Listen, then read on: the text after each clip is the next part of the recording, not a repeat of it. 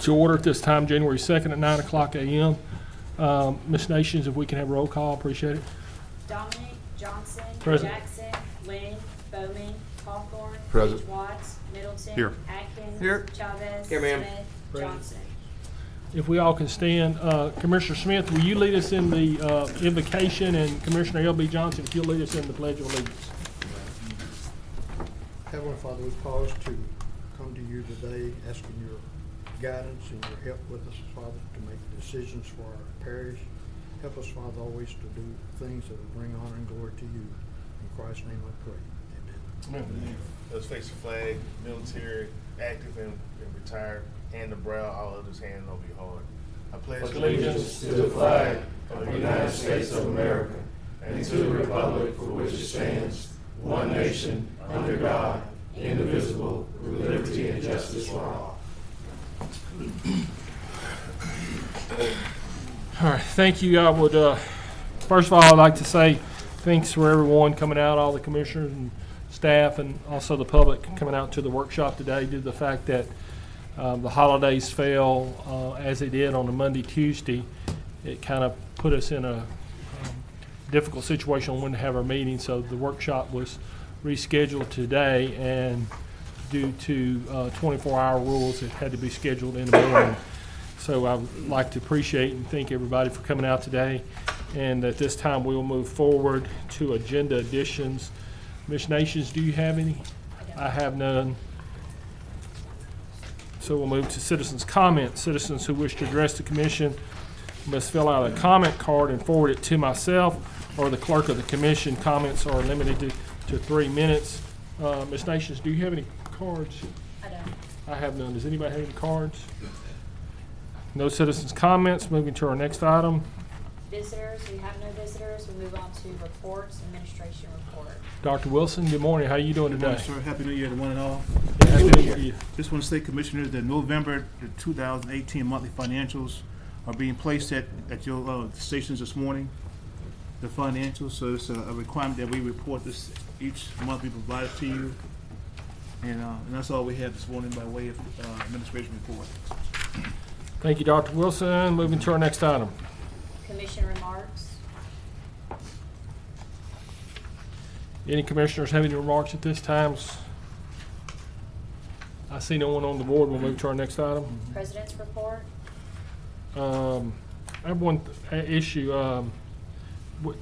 Michelle, did we have a letter from the communication districts under commission remarks?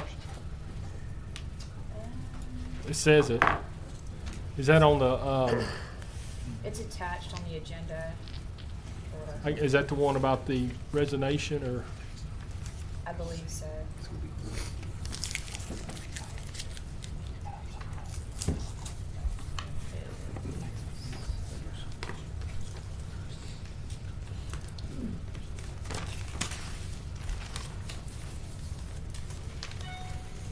Okay, back on commission remarks, we did receive a letter from Grayson Busher, Yeah. Busher, is my saying, it's directed to the sheriff's office, though, that he will be resigning from the Communication District 1 board due to the fact that he's been elected city council. I'm assuming that he's appointment by, based upon the letter, I'm assuming he's appointment by the sheriff. Does anyone know? It's an appointment by the sheriff, but it has to be confirmed by the commission. Okay. All right, I think it's just a courtesy for him to send it there, so there's nothing further on commission remarks. We'll move on to our next item. We have no old business. We move to new business. Zoning case P 3518 in regards to ordinance number 5839 of 2019, amending the zoning of property located on the north side of Greenwood Road, approximately 1,600 feet west of Broad Acres Road, Caddo Parish, from RA Rural Agricultural District to I1 Light Industrial District. Move to Thursday. Okay. Have a Second. motion by Commissioner Lewis Johnson, seconded by Commissioner Stephen Jackson to move this to Thursday, tomorrow. I always say, still have it Thursday, I'm just supposed to say tomorrow. There's no one on the board. Please vote at this time.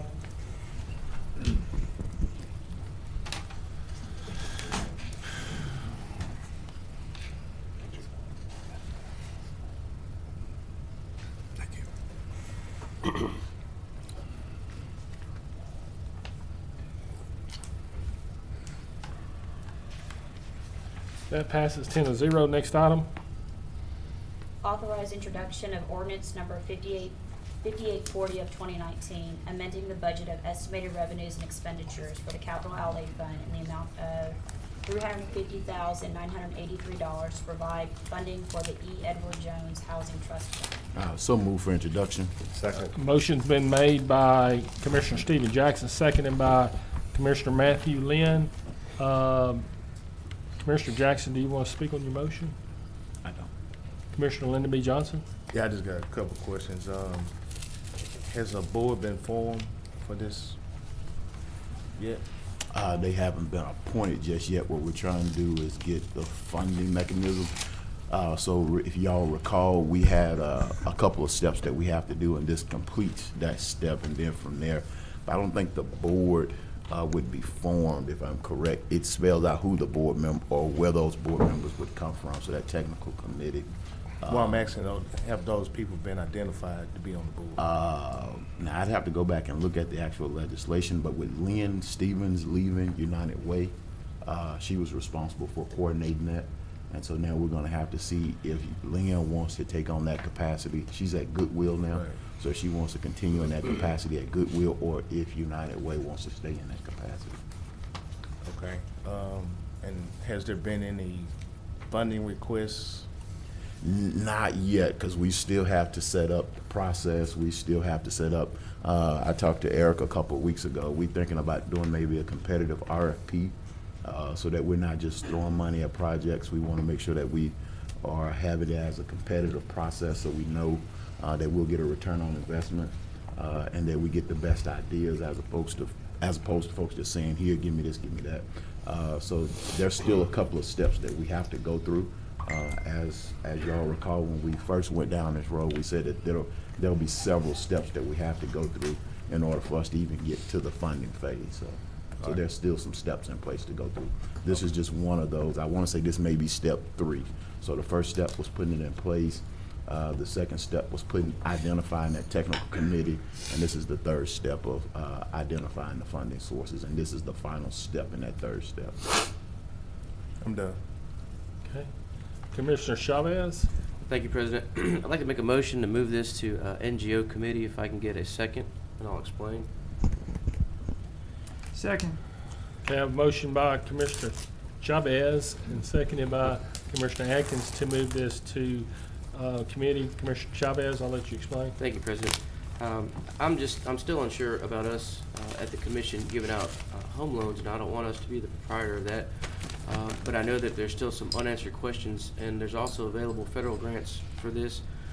So I'd like to see if we could all get together behind the table in NGO and see if we can come up with something collaboratively that where we're not the ones funding this, but rather maybe being the stewards to bringing this assistance to whom you want to help. And that's all I'd like to see is just some more detailed information of exactly what Commissioner Johnson is saying on a board and a who and a what. And that's all, President. Commissioner Atkins? All due respect, Commissioner Jackson, I opposed this legislation in the beginning, and I'm opposed to it now. I don't think that, I realize we passed it, but if we passed it, I'd like to continue to do what I can to ensure that it receives minimal funding. I just don't think this is a space that the commission needs to be participating in. I don't think it's in our core competency or in our core charter, so I'll be opposed to it. Thank you, sir. Okay, Commissioner Jackson? Yes, I just want to remind the commission body that we voted on this last year. It went through all of the committee processes.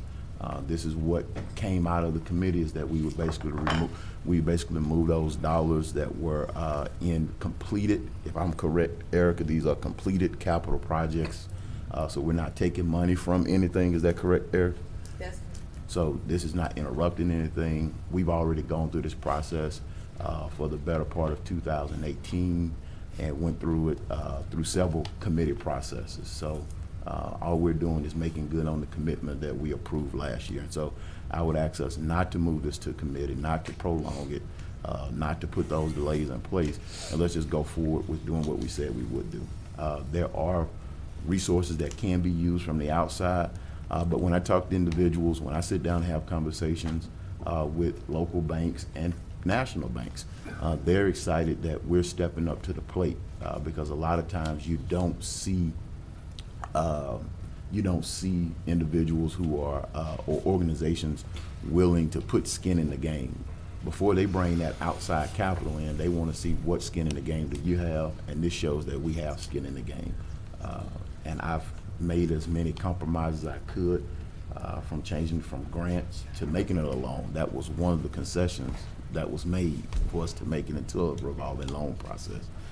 So I would ask us to move this forward. Thank you. Okay, no one else on the board. The last motion will be first. The last motion was Commissioner Chavez's motion to move this to NGO committee. We'll take up that vote, and then we'll take up the original vote by Commissioner Jackson. Please vote to send this to committee at this time.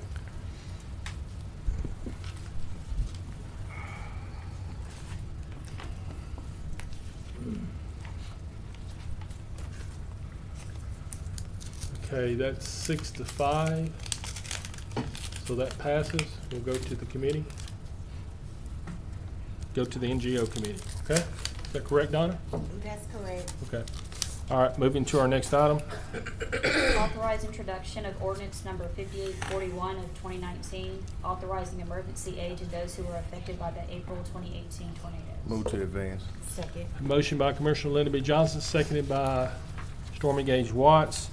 To advance this to tomorrow. This is for introduction. Please vote. Oh, excuse me, I got some. Commissioner Lynn? Yes, I voted in favor of this last time, and I intend to again. However, there are some questions I would like answered. First, I appreciate Jimmy Cuvion and what he's brought forward.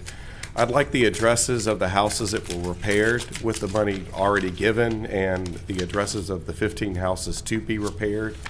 I would like to see the permits and the inspections for each property, the permits that were pulled for each property repaired, and the inspections of the permitting department that the jobs were completed properly. And I'd like a descriptive and itemized work order for each job completed. That's it. Thank you.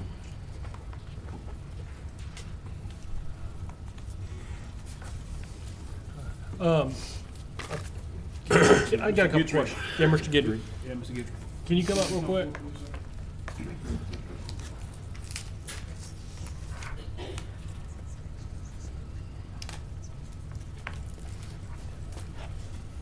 Is it still, LB, is it, how much money is this gonna be? How much money is this going to be? Yeah. Is it 300,000, is that right? The request is 300,000, but if I remember correctly, it's That supposed to was be due. 15 houses at 15,000 each, is 225,000 is what the actual projection is. Mr. Guidry, did we fall short? Do you need these additional funds to, and the question I had was, why, did they not apply in time? What happened? Why didn't these other houses get involved? Combination of all those things. Combination of not being, They didn't select a contractor in a timely manner, and which have you. you talking about the people, the residents? The residents didn't, Yeah. and of course, that delayed the process some. So And is this something that you're recommending that we need? it's needed. Okay. Now, here's a lot of things that's happened since April. I didn't understand what you said A lot of things have happened since April. before that. It's needed. Okay. It is needed. No doubt that it's needed. So Now, these 15 houses that do- we're talking, do they all fit into 50 the initial Do all guidelines? 15 of them needed, as I stand here today? I can't say the answer to that is yes, but I'm saying at the time they were needed. And of course, what we have to do now is go back and get with those 15 homes to see just where they are. Has any of them been abandoned? Has any of them been fixed? What have you, stuff like that. So it may end up being less than 15. So those 15 houses at that time did fall into the category They that fell into the category. they had would the- be funded. They had the Red Cross certificate. Also, they met the income guidelines. You were saying something else. when Commissioner Johnson, you were trying to explain something, you said something about there's been some other changes since.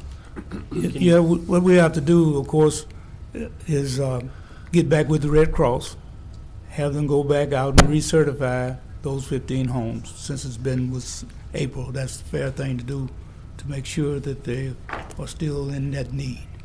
Then from that point, of course, quite naturally, the persons have to select their contractors. And remember, they select the contractors themselves. They enter into those agreements individually with the contractor and go from there. Now, it's $17,170 can be spent on a home for contract and labor. Another $1,250 for tree removal.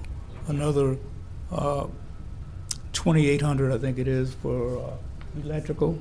$2,800 for electrical. Now, I don't see how, if the house is still being occupied, that they'd have an electrical need at this point, since it's been since April of last year. They probably have already got that taken care of. Tree removals was done based on individual homes, whatever, and stuff like that. It's hard to get a tree removed for $1,250, but a lot of them were done based on them. A gentleman decided that he wanted to undertake the task, and so it was, a lot of that was done. So, but still, some of the houses won't need the whole $17,170. They only need what the storm damaged.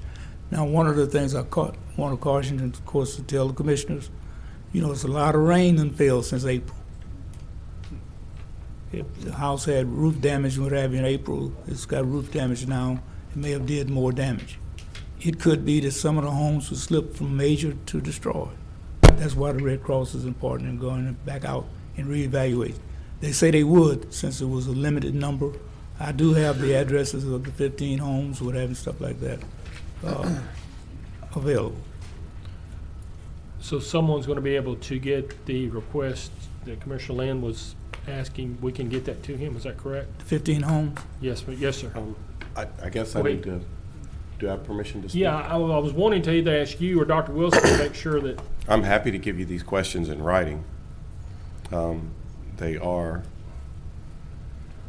the addresses of the houses that were already repaired prior to these 15, and the addresses of these 15 to be repaired.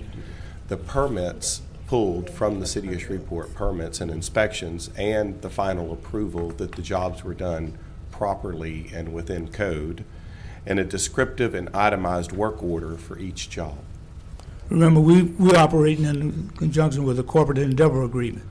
Now, the corporate endeavor agreement is what we followed to the letter of the law, of the agreement, and what have you. And the corporate endeavor agreement is between the Caddo Parish Commission and the Caddo Community Action Agency. And of course, every one of the contractors was state licensed. Every one of the contractors had their own workers' comp and insurance.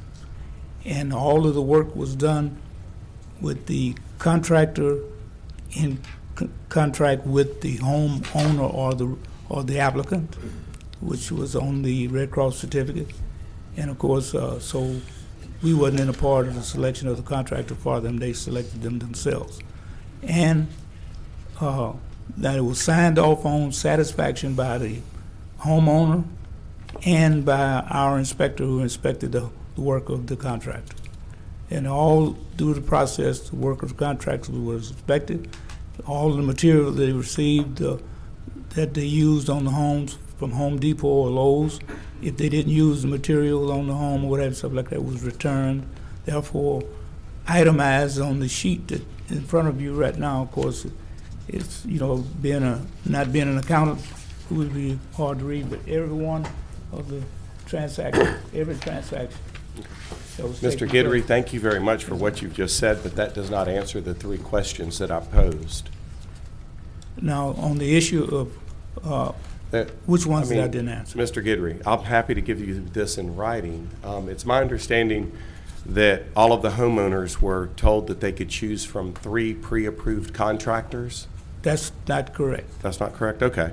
The questions that I have, and I mean, and these are still questions that I will need answered.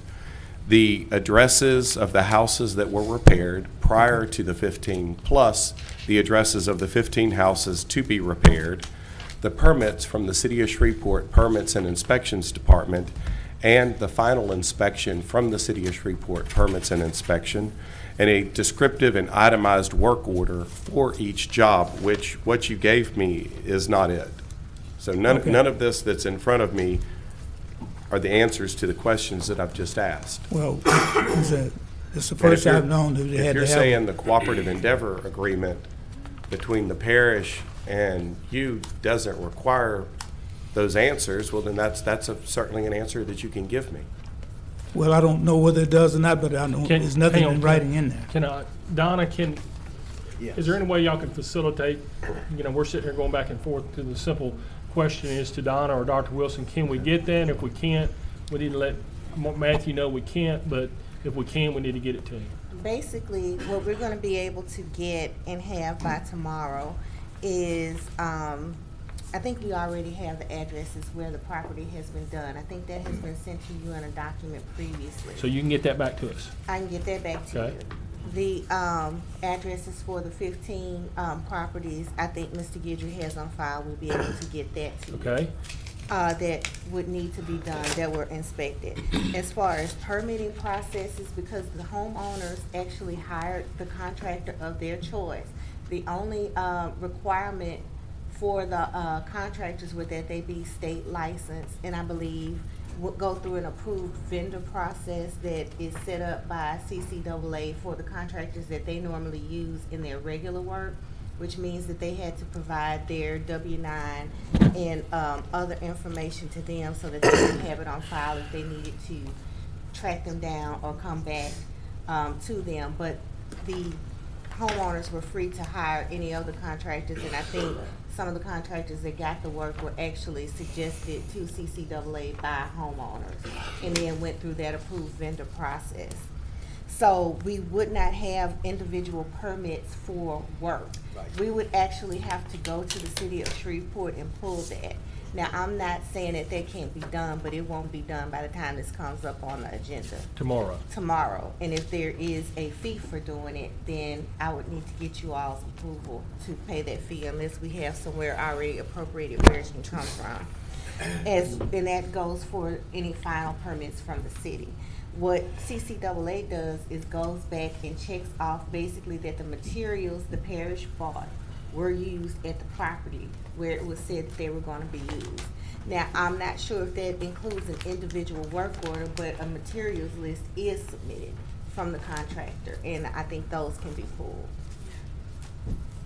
So that's what we can get to you by tomorrow, but individual permits, any city, anything that has to come from the City of Shreveport, we would not be able to get by tomorrow. Is that why you were on the board? Yes. Okay. Matthew, does that help answer your question? No, it doesn't. I know that as an individual, that when I go to get electrical work or roofing work done, that I have to pull a permit. And if nobody wants to get me that information, that's okay, but hang on it one second. requires my vote. Because Stephen brings up a good point. Are we voting on this tomorrow? Yes. Because it's introduction, isn't it? This is introduction. Oh, so I'm sorry, you're right, it has to lay over. Okay. So does that help us any? Assuming that the City of Shreveport can get it to us by that time, I will request it today. And so after that, we're in their hands. Does that help you any? Well, I mean, all I'm responsible for on this commission body is my one vote. And I'm asking to have this information in order to give my vote as I've given before. And that's all I can do. And so if I get the answers and they look good, then I'll vote yes. And if I don't get the answers, I'll vote no. It's very simple. Thank you. Okay. I don't have any more questions for Dr. Guidry. You might want to sit on the front row because somebody might have. I have one question for Erica. So this initial ordinance was brought up, back in December. It was for like $300,000. I'm still confused. It looks like it's $150,000 now. How much is it for? Commissioners, we have annually since 2015. I'm sorry? Since 2015, we annually appropriate in the Reserve Trust Fund budget $350,000. So money is already appropriated in the budget for items such as this. all you will be doing is authorizing that some of those monies can be used for this purpose. The $150,000 is just what we ask for them to report on every time they spend the Well, what is the $150,000. difference between this ordinance and the one that we had a The month? only difference is that this is not a budget amendment, this is just authorization to use the funds that are currently appropriated for this purpose. For this purposes? Before you get. Okay, my question is, how much is that they're going to be able to use, 150? No, they can use up to what it takes to use for the 15 homes, up Okay. to the 350. Up to the 350 that we Right, but actually. what I've heard is that the max is probably 17,000 based on. when you have I 15 understand. homes. So that's 255. So we're not expecting more than 250. Well, I'm just confused why we had the ordinance on last time then. I mean, That was a budget amendment because that was 2018. Now that we're in 2019, we don't need a budget amendment. okay, so that would have given them emergency assistance to start the process back in December of last year then. Right, that would have given them to go ahead and finish the Okay. process at that. All right, I have nothing further. Let's see, Commissioner Chavez? Thank you, Chair. Erica, I think what Doug is asking, I know initially we appropriated, what was it, 350,000? And then we added an additional 350,000? No, we appropriated 350, then we added an additional total is 514. Okay, so right, we've already appropriated 514, and now we're asking for an additional. So at the end, it's gonna be almost $900,000, correct? Pretty much, okay. If we spend it all. It could be If you depending on spend it all. how many, 15 homes of $17,000. And the total amount of 800,000. citizens that this has helped or will help will be 30 houses? 47. Mr. 30. Guidry, is that correct? Mr. Guidry? 32 already, plus the 15, 32 plus houses. 15. plus 15. Well, actually, it's 47. 32 plus 12, because 3 of the houses is in the 15. One got rental assistance only during the last cycle. One got electrical assistance only, and one got tree removal assistance only. So Okay. you're talking about 32 plus the 12 is 44 homes. But 47 really in reality, because some of them just got limited amount. I share a lot of the concerns that Commissioner Lynn shares from the data that we were sent via the email. Ultimately, I'd rather push this to a committee, but I know these people need this assistance, and I'm very thankful that we have a 2-week layover on this. So, Commissioner Johnson, I'd like to ask if before the following meeting, if you could call together just a meeting so that the commissioners can kind of dive into some of this data that we've received, because there's a lot of unanswered questions, especially with the pulling of the permits and was that done or was that not done. And then in the way that the citizens were able to pick the contractors, it almost seems to oversimplify it that we just handed the citizen a check and said, hire whomever you'd like, and the contractor could tell them this is how much it's going to cost, and I hate to say just pocket the rest of the money, but it almost seems like there wasn't enough oversight to guarantee that that was not done. So I'd like us to sit behind a meeting and look at that a little bit better before the 2-week process, so that I will personally feel comfortable on appropriating additional funds for this. I think that's all. Thank But you. you're not gonna sit President. next to committee? I'm sorry. You're not No, gonna sit I don't want to, because I don't want it to. I know some of these people do need the assistance, so I'm just asking Commissioner Johnson if we can all meet before the next meeting so we can all get some of these answers. Commissioner Atkins? Dr. Guidry, can you refresh my memory? What's the You role of the know, Red you all Cross? keep referring to me as Dr. Guidry. Not really. I'm not no doctor. Be sure you Sir, let you know I'll that. just say, sir, could you please explain to me the role of the Red Cross in this process moving forward? Actually, I'd like to, what role does the Red Cross play looking back, and what role does the Red Cross play looking forward? Red Cross looking back, they do the initial assessment. Red Cross and Homeland Security, they do the assessments. They assess these homes based on going out and actually site visits and what have you. They determine whether they're minor, major, or destroyed. Okay. That's what they give you. Now, in retrospect, because of all of this going on since April, and this is January and almost a year later, what is the condition of that house today? Nobody knows. That's why it's important for them to go back and look at these 15 to be sure. And how long will that take for them to look at these 15 and give us a number? I'd have to ask them and get you an answer. All right. But I don't think it would take very long. I mean, If you you quit think training. that's days or weeks or months? It depends on what else they got going on. But I would say that within a couple of weeks, they ought to be able to get it. Okay, thank you. Thank you, sir. I'll ask that anyway. Thank you. I can't make I have to leave with a motion, right? So I can't make a motion at this point? No. Okay. Donna, do you need anything? Are you good? No, I'm good. Okay, so we'll move over to LB for a second time. No, this is my first time. This is your first time on the motion? Yes, Okay. I hadn't talked. Well, go ahead, you got the floor. Thank you, sir. You're welcome. I think one of the things that's misconceived by a lot of people that sit up here is they hadn't read the agreement between the parish and CCAA, nor have they followed the process of how it's been working since 2015. Today, Matthew charged CCAA with a lot of stuff that typically is not even on the radar for them to do. Right. The homeowners, well, the Red Cross is the first agency that steps in, and then they will issue a certificate to CCAA, and the CCAA is acting as a representative of the commission for us, because we don't have the resources here to go out and do that on our own. From that certificate, CCAA will then develop a folder for that particular individual, and based upon going out and the contractor saying this is what's needed to make sure that this house gets back to order, then they would go out with someone and they would go buy the stuff from Lowe's, Home Depot, whatever.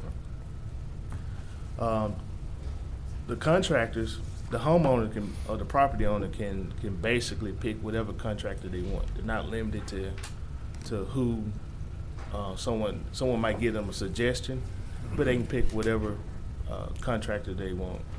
That contractor should be licensed. That was one of the things we put into the agreement, that would be a licensed contractor to do the work. So we're talking about, I think if it's if it's destroyed, then basically you're looking at putting them up somewhere for hotel stay or rental assistance somewhere else. So it's not even trying to fix the house. If it's major damage, then there's a cap on that. And if it's minor damage, it's another cap on that. So even if it's minor damage, you don't get the whole $23,000. It's a less number than that.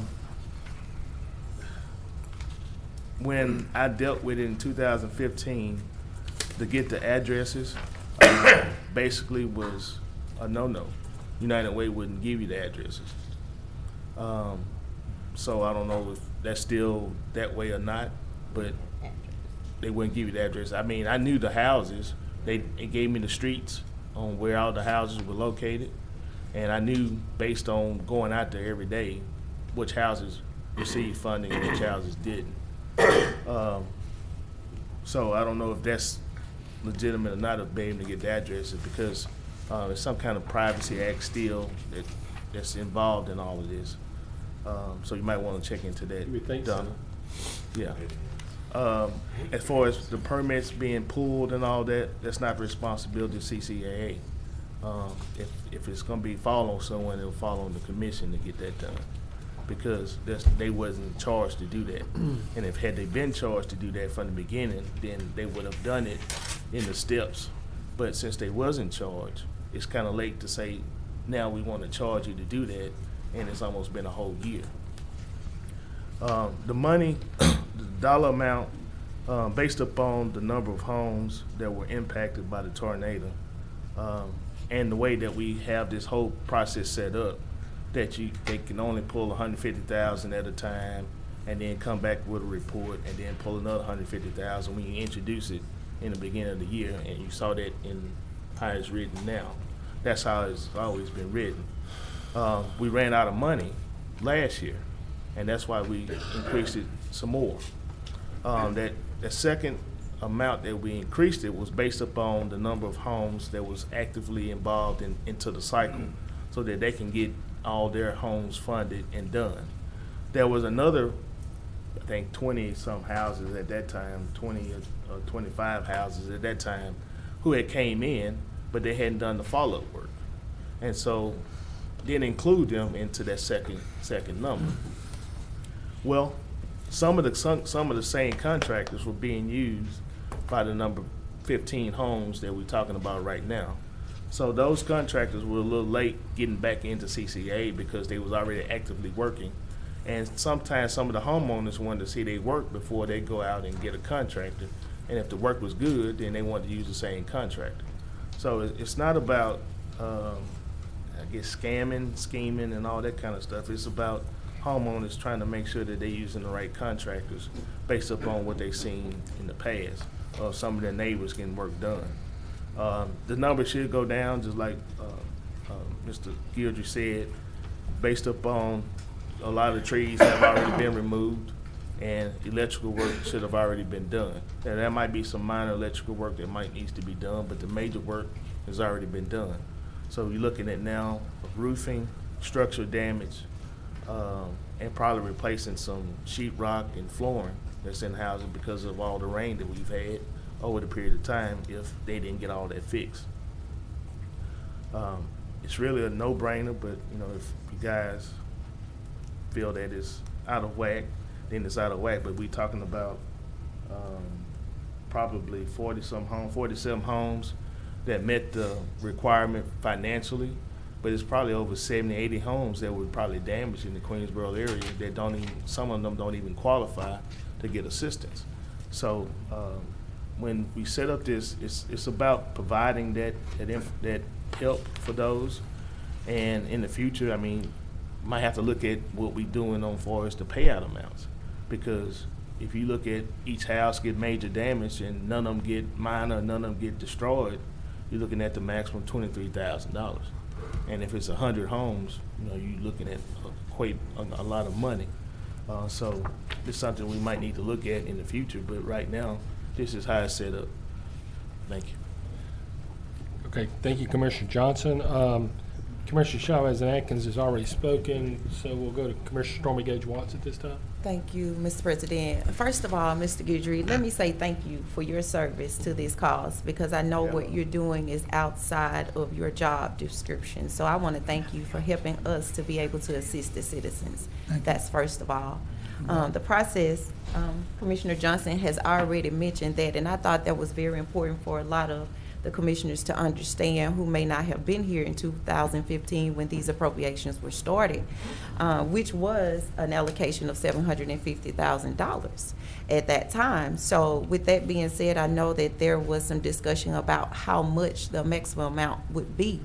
And if we just did an estimate on the actual cost that it would cost us at this time, it will be somewhere between $733,000 and $739,000, not $900,000, if the maximum was spent.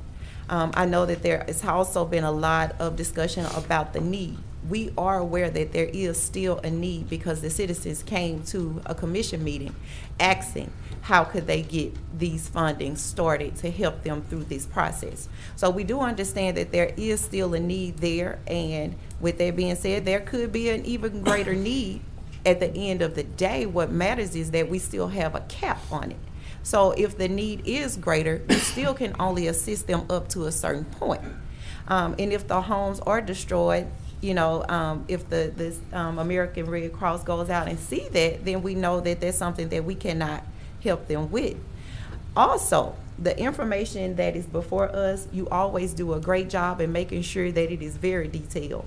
I think that a lot of other organizations that we appropriate funds to are not as detailed as this. And I want to thank you for that as well, because the names are here of who has received whatever amount. And I know that that takes a lot to make sure that you're going through a second step to make sure that that information is always available to us. So I just would ask that we be respectful of the cause that we're providing this assistance for. And we know that there is a need for the citizens of Shreveport, the citizens of Caddo Parish. It's something that we are doing outside of the residents that are actually in Caddo Parish. But because we have been charged up to this, I think that we should not just leave this on the table and continue to talk about something that we know that we must do. This is an emergency aid for people who need it, and it is our job to help improve the quality of life of the citizens of Caddo Parish. Thank you. I'm gonna skip over, I'm gonna go to Commissioner Bowman, but, Attorney Frazier, do you have a legal issue you want? I just had something that I've heard stated that I want to clarify, so I can wait. Okay. So you can what? Wait. Oh, you can wait, okay. Okay, Commissioner Bowman? Okay, thank you, thank you, President.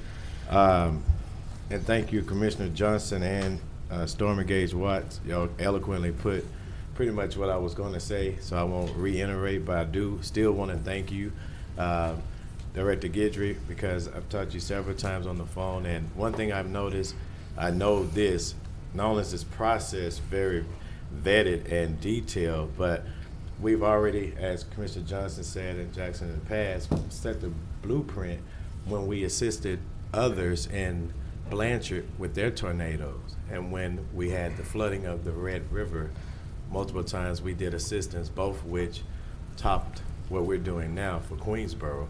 But so for that, I know we're on the right track. That process is still the same. And I just want to thank you all and those who are around me who are actually trying to reach out, and even in the past who've even looked at the need, because really that's what this is all about, still continuously, the need and how we can service. And I think at this point, what we've been doing, we're on the right track. I know everyone has their own opinion about it, but I think if you talk to some of the people or see what's going on, just like when we did in those other areas when we provided assistance, I just say what's good for the goose is still good for the gander. If we can do it for others, we need to do it for ours, and that's all I want to say. And everyone in the parish is still our people we're servicing. Thank you. Thank you, Commissioner Bowman. Attorney Frazier? Basically, I just wanted to clarify, because I know this issue will come up when you all take this to a vote. Some had asked about the $350,000. It's my understanding, and I'll defer to Ms. Bryant to correct me if I'm wrong. The $350,000 is what was appropriated already by the appropriate number of 8 votes out of the Emergency Trust Fund for any disaster in 2019. So when you come to vote on this will just be authorization to use it on this project. Yes. And so it will not be the 8 votes required, because you've already taken it out of the reserve trust fund. So I wanted to make sure that that was clear. And so then, Because it was already in our budget to do that. it was already budgeted and appropriated by That's the, what I was trying to get by at. the appropriate number of votes. So I wanted to make Take sure 7 votes on that that was addressed. And so to the extent that it's not used totally, anything that would left would have to be authorized for any other disaster that In the may future. occur in 2019. After the $350,000 would be used, then you would have to go back to your reserve trust, voting by a vote of 8 votes to appropriate more money if it was needed. And I just wanted to make sure that everybody understood that. Yes, I understand that. And I hope everybody is clear with what she just said, because I think that is an important issue. Commissioner Chavez, you're on the board. Thank you, President. Real brief. I know it may appear that we're going back and forth about this in the horseshoe, but I think all of us have agreed, which is why the money set aside, that our charge is to help the people. So I don't want anybody to have the misconception that we're up here arguing if we're going to help people, if we're not. I think some of the people or some of the commissioners just would rather get a more thorough identification of the vetting process of not even the citizens, but maybe the people doing the work. And ultimately, I think that that's what we're going to look to the future. Maybe when you guys said the charge for the Caddo Action Agency is not to get the permits or pull permits or identify that permits have been pulled, maybe we need to address that later. But one thing I want to touch on, I like the heart of Commissioner LBJ and Stormy Watts, and I know how hard they work on this. I wonder, because the Red Cross was brought into this, which is a federal entity, but the state, I think from what I remember, the governor did not deem this a disaster area. How did the Red Cross come into play with this because it wasn't deemed a disaster area? And likewise, maybe in the future, we need to lobby a little harder, because I know you guys are good at it, I mean, a lot of us are, to push the governor to, hey, this was a disaster area, so how do we get appropriated funds from the federal government so that we don't have to keep dipping into that $350,000? And I know it's a two-part question, and I don't know who's going to answer that, but I know we should look at lobbying in the future, but I guess the only question that could be answered, maybe that's a Donna question, is how does it come into play that the Red Cross is associated with this from a federal standpoint, but that this was not deemed a disaster area from the federal government or from the state?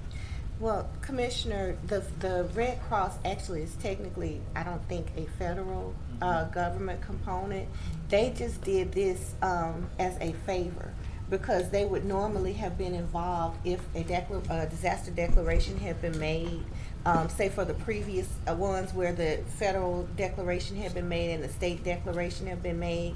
They were always the first agency on the ground to go and do the assessments and get that information back to FEMA or to us when we assisted. So they just agreed upon being asked to go and do that for us, so that the process could be pretty similar to what was already in place during those state and federal disasters. As a favor, can they give us $350,000? That one I cannot answer. But Thanks for that, Donna. That was You're good, welcome. Mario. President, that's all. Commissioner Jackson? Yes, I was just gonna make a motion to postpone for 2 weeks or a week and come back and revisit after we get some of the questions answered, if I can get a second. Second. Okay, I have a motion by Commissioner Jackson, seconded by Commissioner Lynn Cawthorn to postpone this. Commissioner Jackson, let's see, it's being introduced, so it'll be introduced Yeah, tomorrow. just to our next meeting. Okay, Just so you're gonna postpone to our postpone next meeting. Okay, so postpone until the next meeting for introduction. Have a second by Commissioner Lynn Cawthorn. You want to speak on your motion? Yeah, I just think that, No, sir. No, sir. Okay. You need to get on board, so you're. I'll No, let you that's good. No, speak. that's fine. That's fine. Go ahead. Go ahead. Commissioner Atkins? Well, I was gonna make a motion, but I think Commissioner Jackson's motion will suffice. But my main concern is I want to make sure that we understand where the Red Cross stands looking forward, how many homes they feel need to be evaluated. I don't know if they'll have sufficient time in the time frame that Commissioner Jackson has proposed, but at least we can get some additional insights into how many homes the Red Cross feel are currently on the list and still remaining eligible. So maybe Mr. Guidry could work with the Red Cross to get us that information, as much of it as possible. Thank you, sir. Thank you, Mr. President. All right, I'm on the board. I'm calling for the question. Second. Have a motion to call for the question by myself, seconded by Commissioner Jackson. We will call for the question on all the issues at this time. Please vote. This will end debate. And then, right now, it's just the call for the question. On, yes, call for the question. Okay, that passes 9-3. So we're going to our last motion will be first. So Commissioner Jackson's motion to postpone the introduction for our next meeting, which is, I guess, a couple of weeks away. Okay? That's what we're voting on, to postpone this. Please vote.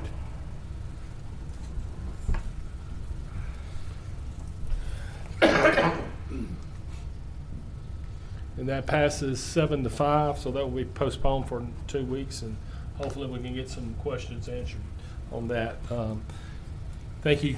Do we have the questions that need to be answered? I have written down, you want the addresses of the properties? Matthew's going to email those to you today. Will you do Okay. that, Matthew? Yes. Mr. President, my question is, how many homes have the Red Cross reapproved for assistance? So we really won't need that until we vote on this in roughly a month, because Right. Can I just chime in a couple things? Excuse me, had surgery on my esophagus. So Okay. I'm soft-spoken. Anyway, once you get the Red Cross to go out, of course, and we can get them to go out and do the 15 homes and research that and get that information, we can get that done. But while doing that, you'll rousing the curiosity of the homeowners there in those areas. So they're gonna be thinking, well, here we go, you know, something's coming down the pipe.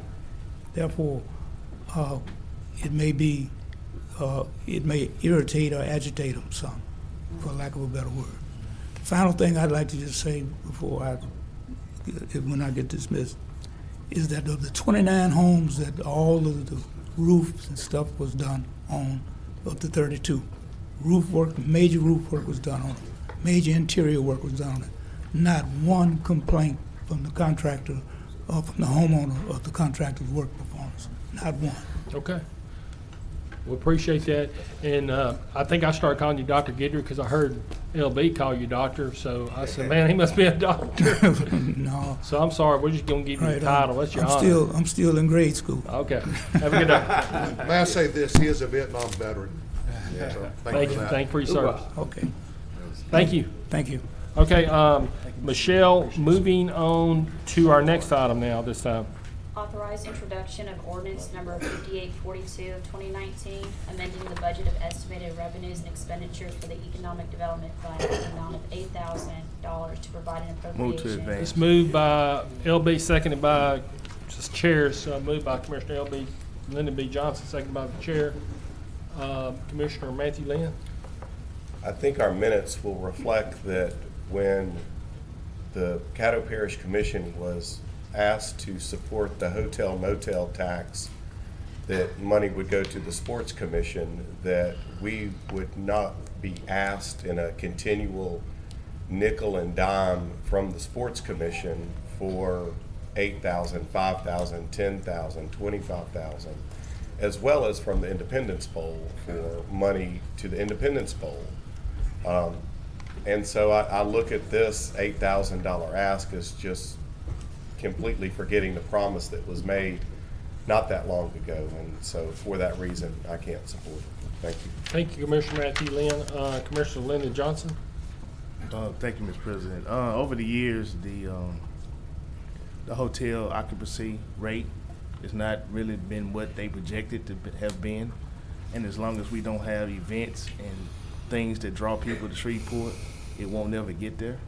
So sometimes you have to put the event in order to get the taxes, in order to raise the money back up so that we can get to that point. But right now, we are not at that point. When you look at Caddo and Bossier, and from month to month, the number is almost the same. It shouldn't even be that close in Bossier and Caddo. I mean, you look at the hotels in Caddo as opposed to the ones in Bossier, we should be leading as far as the money coming in. But there's not enough things happening in Shreveport that brings people in to stay in hotels that will get us to that point where we don't have to be nickel and dime.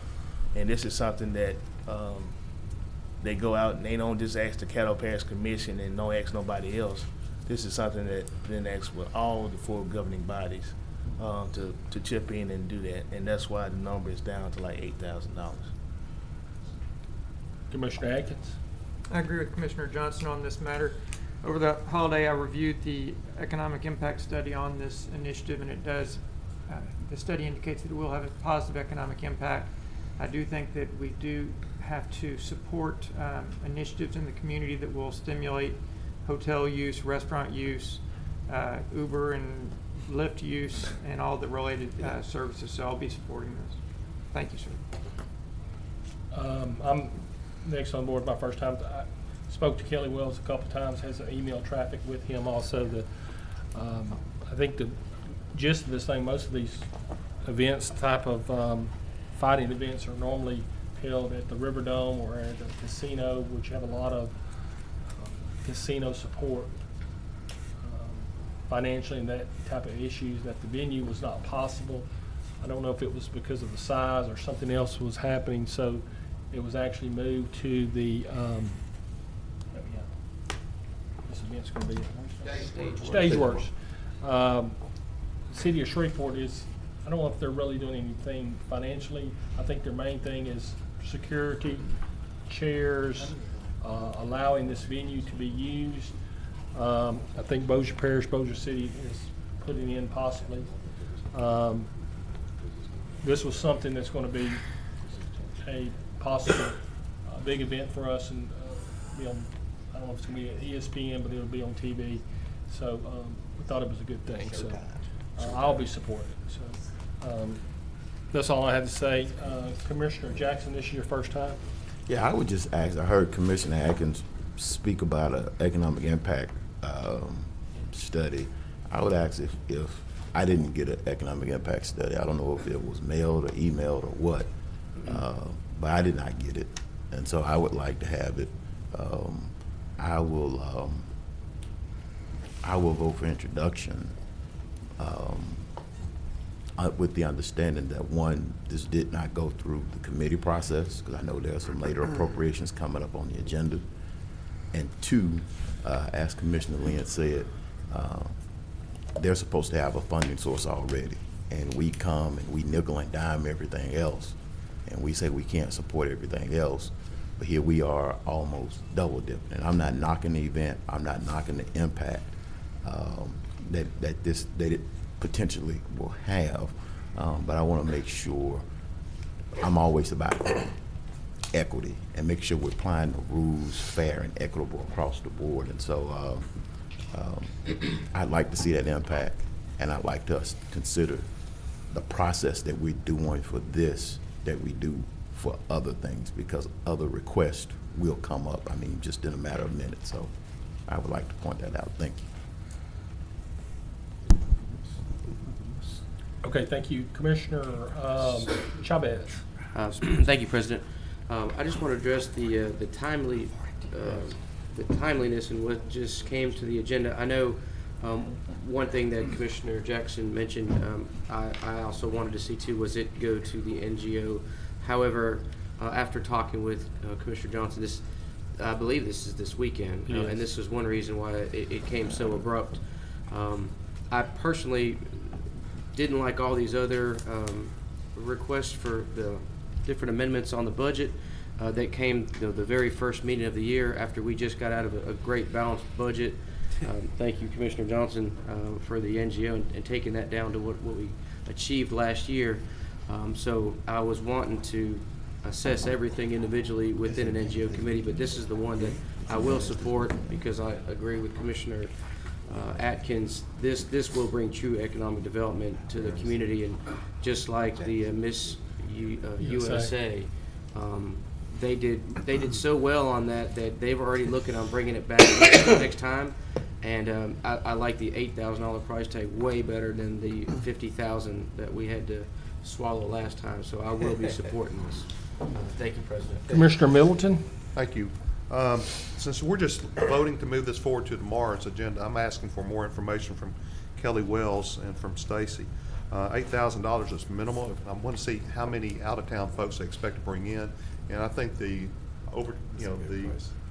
overturn of the money, the restaurants and hotels and all that, I think it will cancel out our meager $8,000 really quick. So I just think that we should be voting to move it forward while we get a few more questions answered for tomorrow. Dr. Wilson, can you get Kelly here tomorrow so that we can hopefully answer his questions?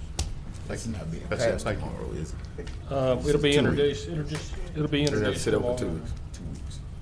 Yeah, go ahead and see if he can come tomorrow or the following time, okay? Commissioner Lynn, you're on the board for a second round. Thank you. I'd like a copy of the economic study, and I'd like to remind everybody that the parish does not receive any sales tax money from within the city of Shreveport, and that's it. Okay. Thank you. Thank you. All right, that is that. So we'll move on to our, let's see, got to vote. Don't blank on myself. Okay, so motion by Commissioner Linda Johnson, seconded by myself for introduction. Please vote to move this to tomorrow for introduction.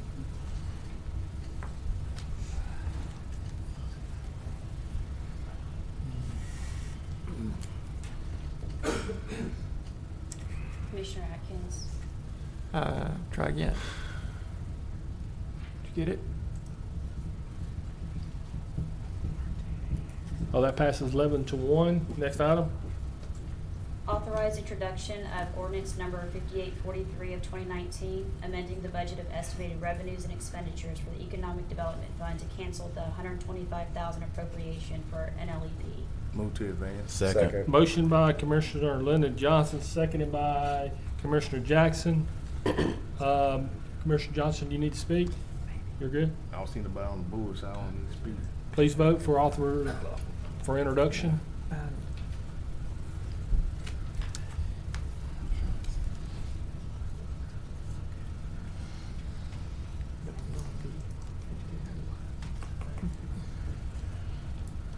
That passes 11-1. Next item. Authorize introduction of ordinance number 5844 of 2019, amending the budget of estimated revenues and expenditures for the general fund and the Economic Development Fund to transfer the $125,000 appropriation for NLEP to the MPC. Motion to pull this in light of ordinance 5843. Motion by Commissioner Second. Lynn to pull this, seconded by Commissioner Chavez. Please vote. What's he pulling it? Yes, it's pulled. Okay.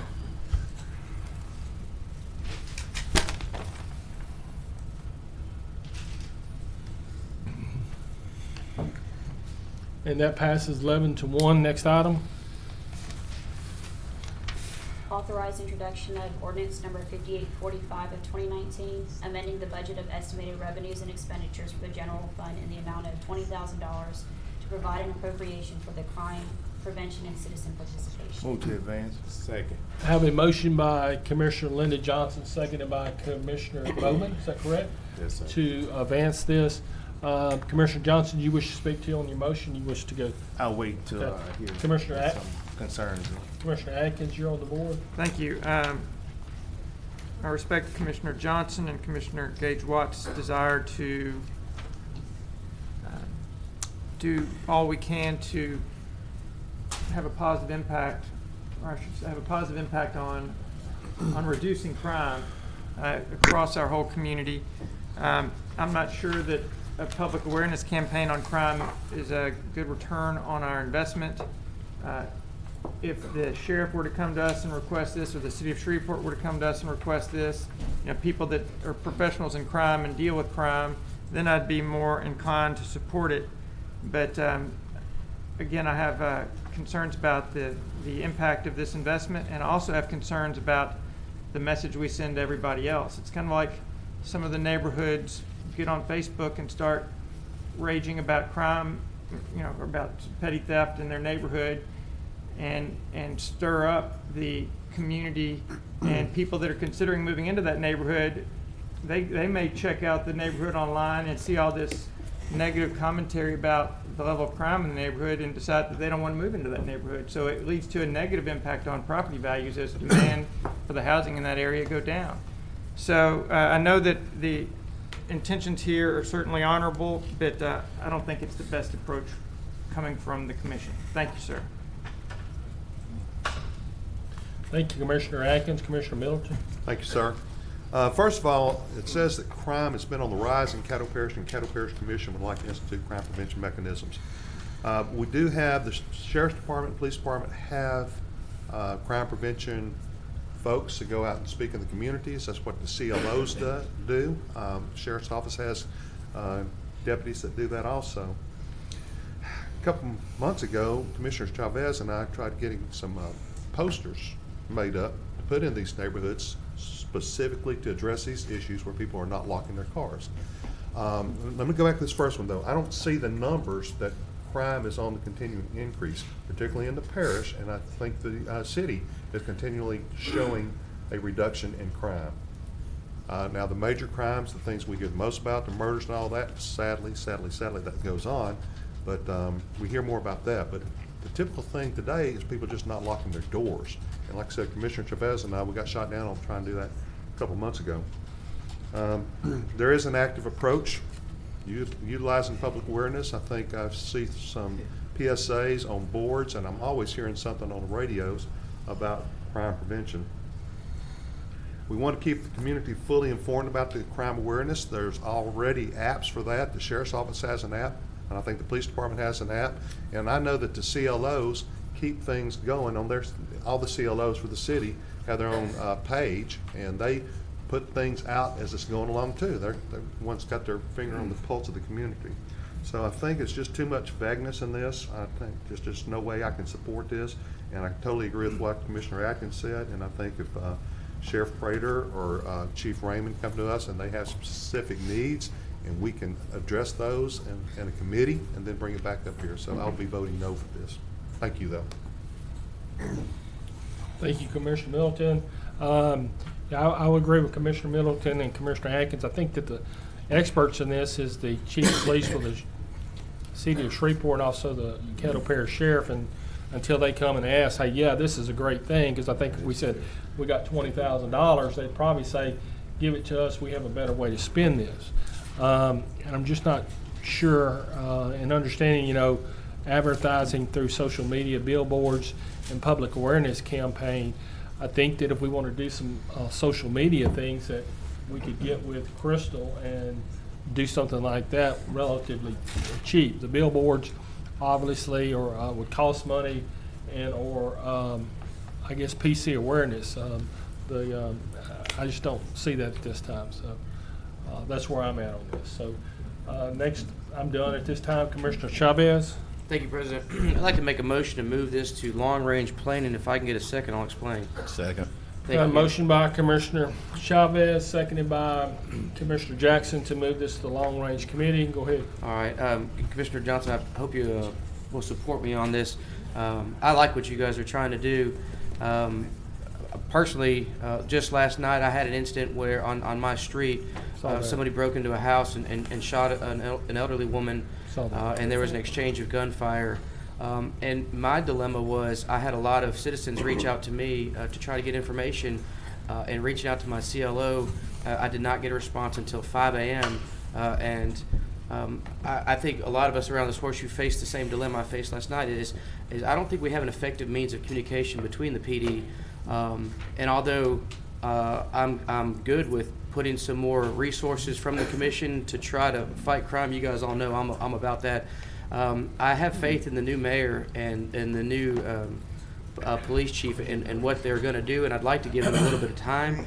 But likewise, I'd like to bring this to a committee, and we discuss how, as we as commissioners can get the information and disseminate it upstream to the PD when things happen within our own districts. And I think that a $20,000 appropriation is a good start to see how can we address some technology or some communication gear that will allow us to do this, or at least bounce some ideas around the table and incorporate what Commissioner Atkins said and invite not only the PD but the sheriff and the experts that are in law enforcement as well as Commissioner Middleton, and say how can we sit around the table and discuss furthering this endeavor so that we can help our citizens address it. So if you guys would support me with this, we can look at this in long-range planning at a further date. Okay, thank you. Commissioner Lyndon B. Johnson. Thank you, Mr. President.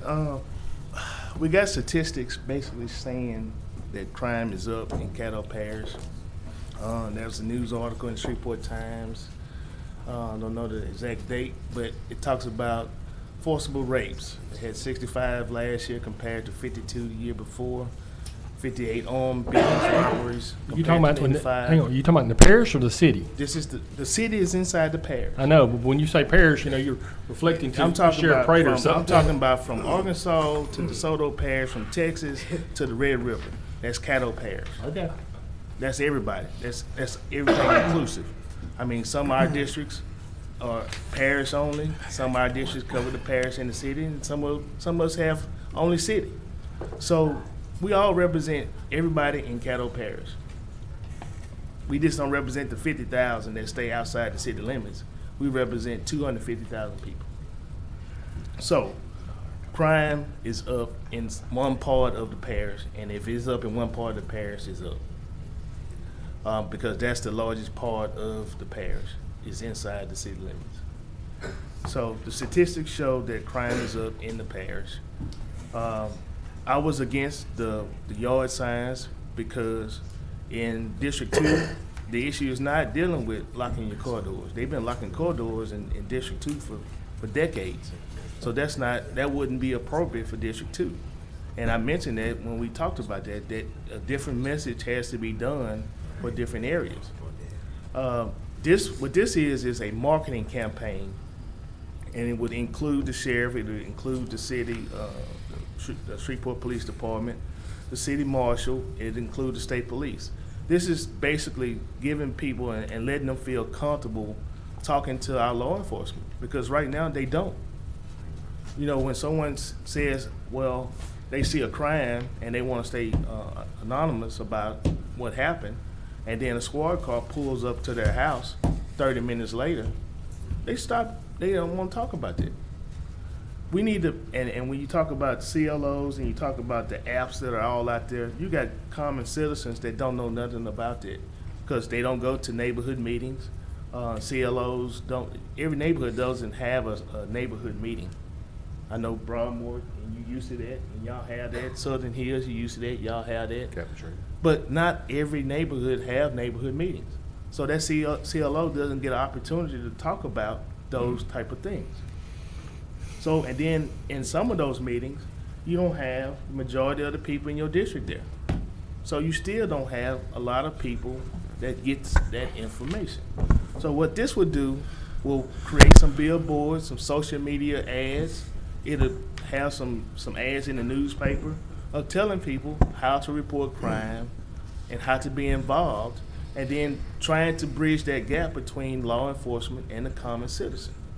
You know, we're talking about people who are actively engaged in community that goes to meetings and all that, but we're talking about the regular person who doesn't go to the regular meeting, who just sits at home or might sit on the porch and might want to report a crime, but too scared to report a crime because retaliation. If they know some of these means that they could do that, then they might try to do it. But the way that they've been doing it, by calling and telling them that they don't want to be known of what's going on, and a SWAT car pulls up in front of their house, no, they're not going to do that. And we're in a situation now that you had 2 shootings this morning. There was one in Mario area, and then there's another one somewhere else, but it was 2 this morning. There were actually both of them were in my area. Kingwood. One was it was the apartments by my house. Right. So there's 2, and this morning alone. So just to say that crime is not up, as long as we keep having shootings and then we having these targeted shootings where you get someone gets shot in the head, I'm gonna keep bringing that up because that's a statement in the street. You know, it's just not. You shoot somebody from long range, you right up on that person, shoot them in the head. And so we as elected officials should be trying to do something to try to say that we are trying. By what we're doing here and by saying passing the buck to law enforcement, we see where that goes. We had a meeting last year with law enforcement. And what happened? Nothing. The chief of police said he needed no help, and that help was gonna come free. We didn't have to spend $1. But he said he didn't need the help. And then the plan of the help that he had mentioned was to bring some deputies from South Caddo Parish, bring them up to Ellaby Road. That wasn't gonna do no good. And to bring some deputies from North Caddo Parish down to North Highland. That wasn't gonna do no good. So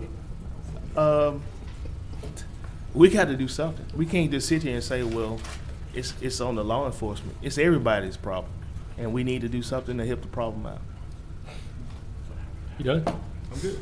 Okay. Oh, the only thing I wanted to say, I guess, to rebut something you said, Commissioner Johnson. I mean, I know you say that crime's up in Caddo Parish, but I know when Sheriff Prater's come here, you know, like a year ago, I think first he said crime's down in Caddo Parish. And he's talking about outside the city of Shreveport, outside the town of Vivian. 50,000 people. I just want everybody to be sure and understand that when you talk about Sheriff Prater or the issue of the parish, he's talking about his jurisdiction. In his jurisdiction, crime is not up. In fact, it's down. At least that's what he said. I just got a text from it's down. So he must hear what we're saying. So, but his jurisdiction is different from he's ours. giving us a text. So I know and I'm confident from what Sheriff Prater says that when he says crime is down in Caddo Parish, his jurisdiction on what he patrols and his deputy patrols, it is down. So I just want to make sure that's clear. Okay? Commissioner Bowman?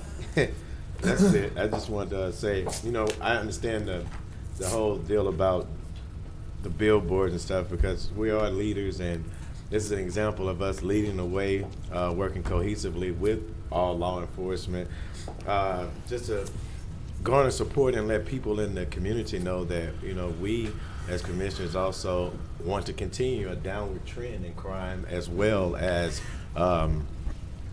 see what we can do, and if they see us or see things out there that may help, every little bit helps. It's similar to the campaign that we did, and we still may need to do, like with we did all around the parish and put on billboards to adopt animals at the shelter, and we did put the billboards up to get everyone involved and to tell them to come to the shelter and not only just adopt, but to have everybody, those pets spayed or neutered. So I think this is along the same premise in which it's going to do, and I think actually probably around the same cost, if not less. I can be corrected though, but Dr. Wilson's right there. He didn't correct me, so I'm correct. Thank you. Thank you, Commissioner Bowman. Commissioner Jackson?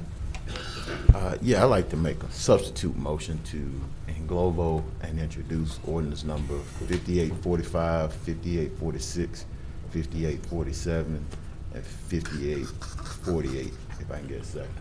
Would that englobo my send to committee, or It's a on the substitute original motion. motion? No. Is there a second? I guess. Because I think we have to vote on. Oh. We got a second. Let's get that. Okay, hang on one second. So I have a motion by Commissioner Jackson to englobo and introduce ordinance number 58, 45, 46, 47, and 48. Is that correct? Correct. Okay. All right, so that's just substitute motion. I think that the original motion, okay, all right. Commissioner Jackson, you want to speak on your motion? No, sir. Okay. Commissioner Stormy Gage Watts? Am I allowed to speak on this since it was on the original motion? You're on the board. Thank you. First of all, let me say that I'm grateful that Commissioner Chavez acknowledged that there is crimes that are going on in your area as well, with a person over 60 years old being shot because of a burglar that was coming into their house. I think this is a reality about us knowing and showing that we care. We all are aware of it. We have an issue, and we know that. But what are we going to do to show forth any effort besides talking about it? I was reading an article what Caddo Parish Sheriff says in this article in the Shreveport Times that he has offered the assistance of the Caddo Sheriff's Office on multiple occasions. He wrote in an email statement, not knowing what specific weaknesses there may be in the current city crime effort, it would be the responsibility of the chief to tell me how we could help. I think that there is also, with him saying that, he's acknowledging that there is a need for Caddo Parish to get involved in this. So we need to make sure that as a minimal amount as this is, if there is no value on anyone's life. You know, I was looking at national news. There was a 7-year-old who was killed riding in a car with her mother. Yeah. We faced that in Shreveport with a 4-year-old that was shot in the head riding in the car. You know, we got to think about this. This is not the type of blood that we want on our hands. And if we can do something as small as reaching out to the public, saying we are trying to make sure that you know that it is safe for you to bridge this gap that's between the community and the police, to get them to talk and to let them know that it is going to be confidential and that the police are not going to show up at their house when they call and say that there's a problem going on. We have to do something, and I believe that this is a start in making an effort to help alleviate some of this crime. I know that there's going to always be crime, but where do we start? Somewhere. And if we don't start here, we're going to continue to deal with deaths. We're going to continue to deal with things that are going to happen inside of our own individual lives. I don't want it. I don't want to go into this new year with everything, with all the rest in peace and stop the violence movements. I want to do something more than just march and talk about it. So this is our opportunity to say we're trying. And so I'm just asking my colleagues to just step up and let's try it. We've tried many things before, and if it fails, okay, we tried. But how do we know unless we try? Thank you. Okay, Commissioner Middleton? Yeah, briefly, thank you, sir. A couple things I just want to say here. First of all, Crime Stoppers, in every neighborhood I travel through, has the sign that says grab a cell and tell. And that's part of what we're talking about right now. So there's already a program out there, Crime Stoppers just got going.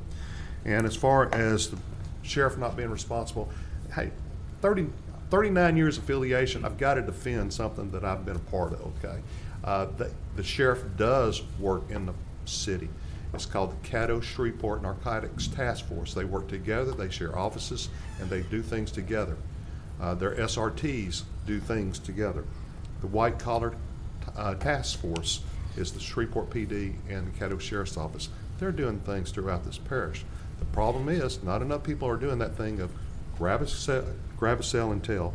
There just needs to be more of that. And the Crime Stoppers already have those in the community, and I think we need to let those work a little bit better. I appreciate everything everybody says, and you're right, there's not a value on a life. I mean, you can't decide what that would be. I understand all that, but again, it's the points I made earlier. I stand on all those points. Nobody has really shot any of them down. Like I said, I just got a text. I asked the sheriff, is crime up or down? And he says it's down as far as the sheriff goes. But that is the normal part crimes that they have to report to the FBI and all, uniform crime information. So anyhow, I'm going to stay with my no on this. Unless it goes to committee, I support going to a committee for this, but there's no way I'm going to vote for the globe vote. Commissioner, let's see, Cawthorn, you're up. Yes. Okay. Hey, I just wanted to add in, when you begin to look at the nuanced activities that need to occur as relation to reducing crime, yes, you know, the police department involved, the sheriff's department involved, but oftentimes the crime we're talking about is more socio-economic. And so that needs to be the wraparound services that are out there to drill down in the community to see how, if, you know, obviously when crime goes up, you look at the employment rate between youth between the ages of 18 and 26. If that employment rate is high, crime goes up. When that employment rate goes down, crime goes down. So what I'm suggesting is, as we look at this, I think this is an opportunity to take a more nuanced approach to coupling the efforts that the police department is doing and the sheriff department is doing with the wraparound services that are available in this community to have a holistic approach of reducing crime. Thanks. And Commissioner Bowman? Yes, sir. And I don't want to prolong our motion, but I was wondering, is there any way we can invite the sheriff and the new police chief here, and maybe they can provide their own input as to how they can be a part of this, and maybe even see how they feel that maybe that even the money for it can be used? I think if it goes to committee, that would be a good avenue, but, you know, Commissioner Johnson would say we've already done that one time, so I guess we'll have to wait and see if it goes to committee or not. Yes, sir. All right. Thank you, Mr. President. Okay. Commissioner Jackson? Yes, you actually took the words right out of my mouth. We've gone through committee, and we've had the chiefs down. I believe the substitute chief, the interim chief was in. He sat in on a couple of those meetings as the assistant to the chief at that time. We've had the sheriff. My request is, you know, this is just an introduction. We still have 2 weeks before final adoption. And I think as a body, we should get together and discuss. It goes to show that we're not having that discussion that we should be having ahead of time. And so let's just get together. I think we can talk through some of what I hear up here, some of the concerns that I hear up here. I would request that whatever we decide to do, Dr. Wilson, I see this is coming out of administration's budget.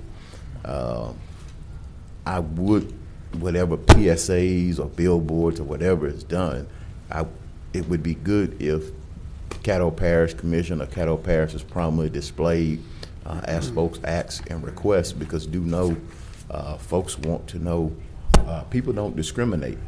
They don't discriminate. I know that the sheriff is responsible for mainly patrols outside the city limits. But when I go knock on the door in Stony Hill, they don't care. They don't care that you have a sheriff that patrols outside the city limits and the SPD. They just want to know, what are you doing as an elected official to keep us safe, to ensure our safety, or to work with law enforcement to make sure we're safe. And so that's the dichotomy that we have to work with. So, Dr. Wilson, I would ask, I don't know if this is going to be distributed throughout different districts, how you're going to do the geo-targeting. But in the 2 weeks that we have to consider this, assuming that this moves forward or whenever we have more discussion, I would like to see, how are we going to actually implement the communication plan on this? But I just think moving this forward for introduction is in the best interest. And guys, girls, we have to pick up the phone, call each other, and talk about what is your concern and figure out how to get beyond just, I don't understand this. And and if you don't agree, just say, hey, I can't be with you on that one, and vote your conviction at that point. But it's worth us doing the introduction. So, thank you. Okay, Commissioner Lewis Johnson. Okay, thank you, Mr. President. I applaud once again my colleagues for our concern and recognition of crime and it being a concern for our entire community. However, I do think that it's questionable if we would move forward with this without it being in partnership with the law enforcement. In order for it to be effective, I think that it's reasonable that we would at some point coordinate with law enforcement. Much like if there is a parish concern, it would be unreasonable for law enforcement to address a parish concern without the input or without some coordination with the parish. So I support it. I think it's a good thing, but I think that in order for us to actually move forward with the goal of addressing crime prevention, we at some point have got to be inclusive of the bodies that's responsible for crime prevention in our community. So if we can do it that way, then I completely support it. Otherwise, I think we find ourselves going around and never really addressing the problem because of a failure to work together in that respect. So I would suggest that we would find a way to at least get the blessings or the support of law enforcement as we move forward with this initiative. Absolutely. Thank you. Okay, Commissioner Lindy Johnson. Thank you, Mr. President. This is basically working with all law enforcement, but it's getting the public involvement. This is not just working in a cyclone of the Caddo Parish Commission working by itself. This is working with, like I said, all law enforcement. I stated the state police, the sheriff department, the city marshal, and the street police department. This is to get people aware of what's out there, some of the programs that they might have, and then how they can start telling what's going on in their neighborhood. Everybody doesn't know who their CLO is. I mean, we probably know who CLOs in the district that we serve, but everybody hadn't met their CLO. They don't know the CLO number. They don't know what he looks like or what she looks like. I mean, there's a lot of gaps in the system that we have, and a lot of that is due to communication. So this is dealing with a marketing campaign to bridge the gap of that communication gap. That's all it is. It's not that we're going to do something over here and nobody else is involved. It's about closing the gap, and that's what this is about. And we spent almost 30 minutes talking about how to close the gap on crime, which is crazy. You done? Commissioner Chavez, you're up. Thank you, President. Commissioner Lewis Johnson hit the nail on the head, and I applaud you for that. I'd like to incorporate the rest of the law enforcement professionals. And I know we've spent 30 minutes on this. I'd be willing to spend 3 hours of this in committee. I am against the Englobo, and I would like to send this to long range and that we all address this and vet this thoroughly with the other law enforcement bodies. Again, I think I've said this. I'm in support of our new mayor, and I have high hopes going into this year of the crime prevention that's about to take place. And I'm sick of us working in silos. I would rather us work in conjunction with the rest of the departments. I know we already have Crime Stoppers, and that's the problem, is a lot of people don't realize how it works. You can make a phone call, an anonymous phone call, and I know we've mentioned that a lot of the elderly people in our community do not have the cell phone access and the applications on their mobile phones, but they do have a home phone. You can make a phone call to Crime Stoppers, you can report a crime, and you can show up at a specified bank that's in this community at a specified teller and gain a cash reward for that tip that leads to that arrest. And I know that the only dilemma with disseminating that information is that the people in the community don't have that information. So I applaud Commissioner Johnson's marketing endeavor, but I'd like us to start working together, and this is 2019. Let's move this to long-range planning. Let's not vote on the Englobo. Let's take this a part of the rest of these agenda items, push this to committee. As the committee chair, I guarantee you guys, I will call a meeting as soon as availably possible for the other bodies, and we'll get around this, and we'll make your marketing endeavor happen. We'll bring light on Crime Stoppers, and we'll get the new mayor and the law enforcement officials all together on one page to see how we can help them help the citizens. That's all, President. Okay, I'm on the board. I'm gonna call for the question. Motion is made by myself, seconded by Linda B. Johnson to call for the question. So we'll be voting to call for the question to end debate on these all issues at this time. Please vote to call for the question.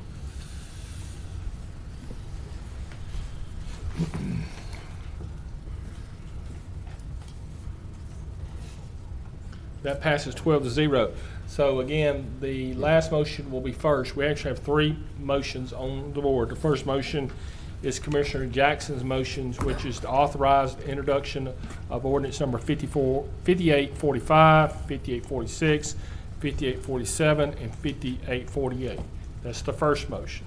Second motion would be to send ordinance number 5845 to Long Range Commission. And then the third motion will be to move ordinance number 5845 to tomorrow for introduction. Okay? So again, the first motion will be to authorize and introduce and englobo several of those ordinances that I just read, the one by Commissioner Jackson. Please vote on the first motion.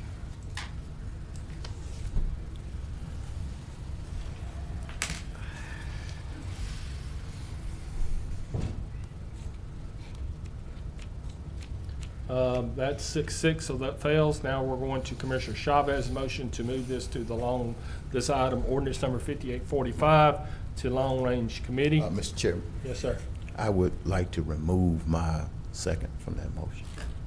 Okay, so you're removing your motion. I will second that motion. So Thank you, the Chair. motion is made by myself and seconded by, motion's been made by Chavez, seconded by myself, due to the fact that Commissioner Jackson has removed himself as the second to this motion to send this to Long Range Committee. Please vote.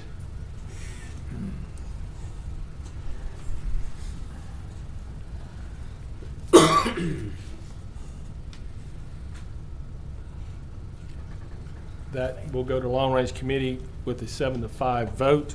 We'll move on to our next item. Authorize introduction of ordinance number 5846 of 2019, amending the budget of estimated revenues and expenditures for the Riverboat Fund in the amount of $5,000 to provide an appropriation for the Providence House. Mr. Chairman, I move that we englobo and introduce ordinance number 5846, 5847, and 5848. Okay, have a motion to authorize and englobo, which basically move tomorrow, ordinance number 5846, 5847, and 5848. That's been made by Commissioner Stephen Jackson. Do I have a second? Second. Second by Lynn Cawthorn. Okay, do you wish to speak on the motion? No. Okay. Linda B. Johnson? I was going to actually pull ordinance number 5846. That's my motion. Second. Okay, got a substitute motion by Commissioner Linda B. Johnson to pull ordinance number 5846, seconded by Commissioner John Atkins. That's pulling it off the agenda. Yes. Okay. Yeah, there's an agency that's going to take care of that for us. Okay. Praise the Lord. Amen. Won't he do it? Linda, do you need to speak on your motion? Oh, no, I just said Okay. that We just there's adopted it as an an agency that will take care of that for us. All right, so let's vote on Commissioner Linda B. Johnson's motion to remove and pull ordinance number 5846. It's down, sir. By hand. Is it, were we down? Yes. Please vote, raise your hand to pull ordinance number 5846. Everyone votes on that, so that passes 12-0. Okay. Now we go back to the original motion, which is, I guess, in global ordinance number 5847 and 5848. Is anybody on the board? Are we back on the board? Not yet. We are. It looks like working. Well, Does anybody want to speak on those? Lynn, you need to speak? Okay. Can we vote now? This is to move forward. Move forward 47 and ordinance number 48. 5847 and 5848. By hands? Okay, you can vote now. Okay. All those in favor for introduction of 5847 and 5848 for introduction, please vote. Raise your hand. Oh, we're okay. Please vote with the machine. I'm sorry, Mr. Chair, forgive me. We're voting on forwarding this, on forwarding this to the agenda, those two items? Yes, the introduction to tomorrow. 5847, 5848. Machine's back. Please vote. Commissioner Cawthorn?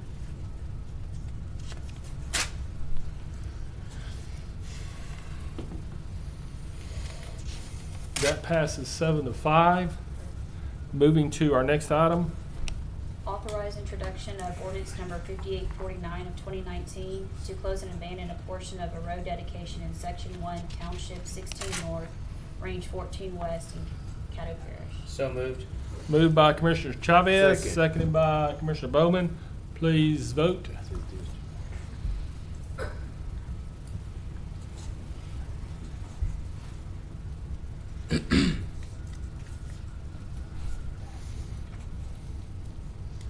And that passes 12-0. Next item. Authorize resolution number 1 of 2019 to request the legislature to accelerate the repaving of the Jimmy Davis Bridge. Commissioner So moved. Second. Moved by Commissioner Milton, seconded by Commissioner Matthew Lynn. Please vote. This is for introduction, or excuse me, to move to tomorrow.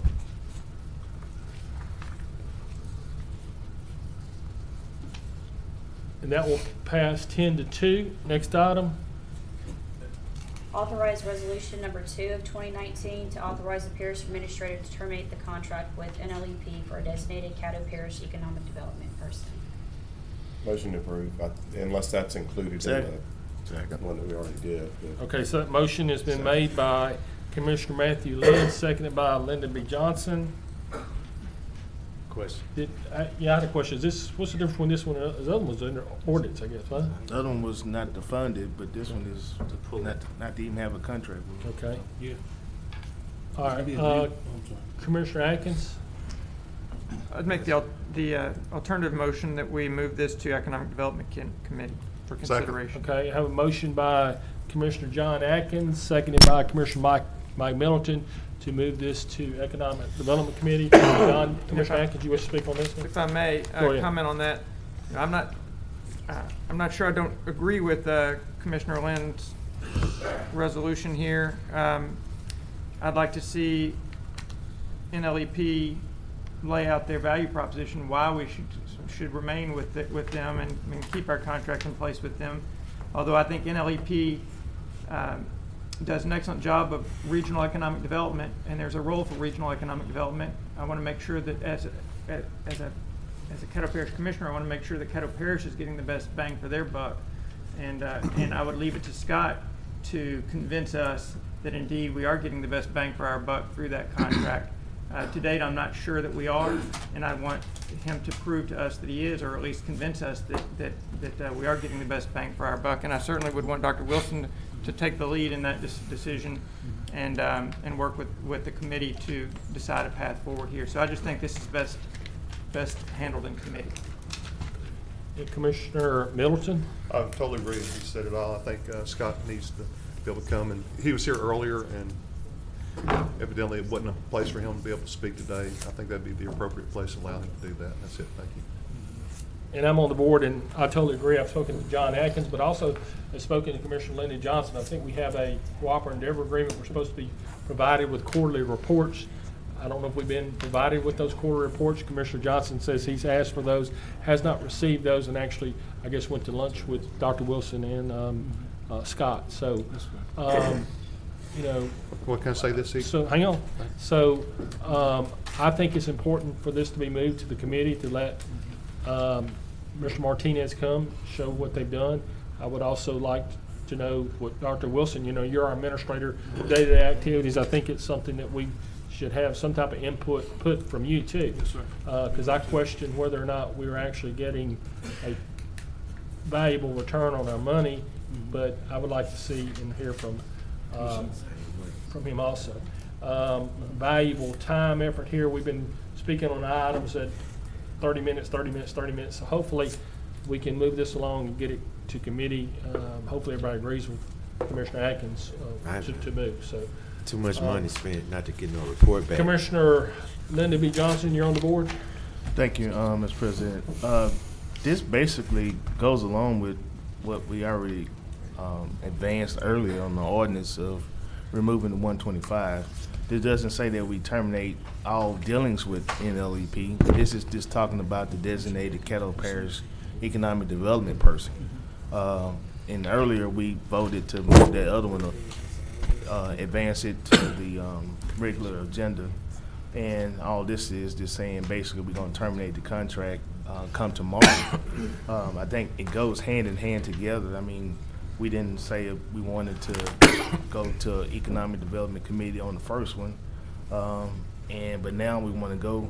But without funding, he's not going to designate a person for economic development. That's the reason why we had to spend the 125 from the beginning. I just think that today we've shown a lot of hesitation to move on stuff, and I think we need to try to move on something at least today. Thank you. Commissioner Lynn?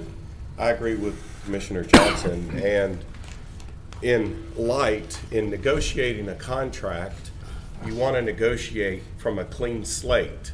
The way that this contract is written, it gives NLEP full authorization to not report to us, to not give, reports. And I think that if we are terminating the money for this position, then we need to terminate the bad contract that was written with that and start with a clean slate. And if we're going to go with economic development, the next chair of economic development can put this on their agenda for their very first meeting to look at the old contract that was outdated that I'm proposing that we terminate, and a better contract.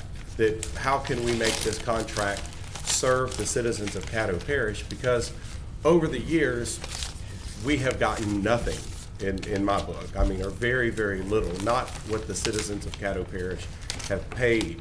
We have not received that back. And so I think that we should have a clean slate, that the head of economic development should call a meeting and discuss the contract, but let's start the contract with a clean slate. Let's not start the contract still looking at a bad old contract. And so I ask that y'all not send this to committee, and I ask that you do approve to give our parish administrator the authority to terminate this contract, just like we are moving forward on terminating the payment. Thank you. Dr. Wilson? Yes, sir. So at this point of interest, I believe that if you have no money, you don't have a contract. Pretty much. Well, the lawyer says no. But certainly, He can go hire somebody. if you don't have no money, how are you going to pay for something that you hope to get? So anyway, my next point is this. My concern is that we do something in a way of a discussion, because we can't go back to business as usual. And the business as usual used to be by the seat of our pants, we do economic development things, so we don't want to ever do that again. Because the Silver Brother building was an opportunity that we did use NLEP, also Globus International. When they came to the doorsteps, we did refer NLEP to them, and they coordinated that effort, and they did the whole 9 yards. So we have to have some type of economic development initiative. Otherwise, when we do get prospects, who is going to do that work? I don't have the credentials behind my name, and I'm not going to say I'm an expert in economic development, because I'm not.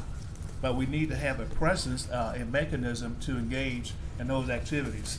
and perhaps we do need to have a discussion at the committee level to decide the path forward.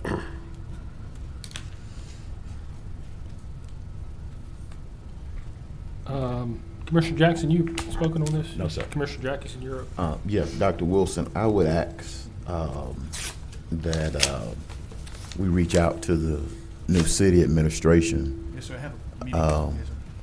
And that we start a discussion about the joint economic development that is inside of the 2030 Caddo Great Expectations Master Plan. That's right. I think we visited once and things kind of fell apart. And so we have some new players at the table. We've gone through two where we're on mayor number 3 and have not had revisited that discussion. And so hopefully that discussion will be on the table, maybe some of those dollars. I agree with Commissioners Lynn and Johnson that, you know, having a contract in place while we're also taking the funding away, or may possibly take the funding away, is not the way forward. I don't think, is Bossier Parish or Bossier City even contributing to NLEP? Not to No, this sir, not to my extent. knowledge. So, I mean, we've been, It's the 15 parish regional approach to doing but economic development. it excludes with regard to funding, Yes, I believe Bossier so. and Bossier Parish. That's correct. And so I They're don't not think this interested. is any slight on NLEP. I think what they do and what they're set up to do is for them. But for us to have a concentrated focus on Shreveport and Caddo Parish, I think we need to at least look at what our 2030 Great Expectations Master Plan calls us to do. Right. And so if you could start having that conversation, and Attorney Frazier, I don't know if there's any enabling, I believe there's some enabling legislation that we have to put forward to start that process.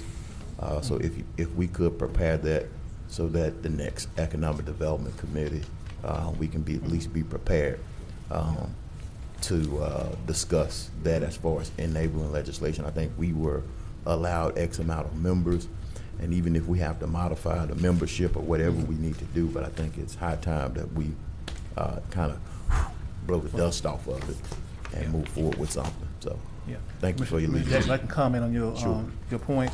Back on May 3rd, the 3rd of May in 2012, yes, sir, we did have economic development meeting where we discussed CEDA, Shreveport, Caddo Joint Economic Development Authority, and I'm pulling the documents from archives today to let you all, to kind of give you back that idea to see if you want to go forward with that, because that was a joint venture between the City of Shreveport and Caddo Parish Commission, and perhaps you wanted me to revisit that and Yes, not having anything. And Alan, if you could, if you could get with Mr. Clark to pull that section out of the master plan, because I believe it is called out in the master plan.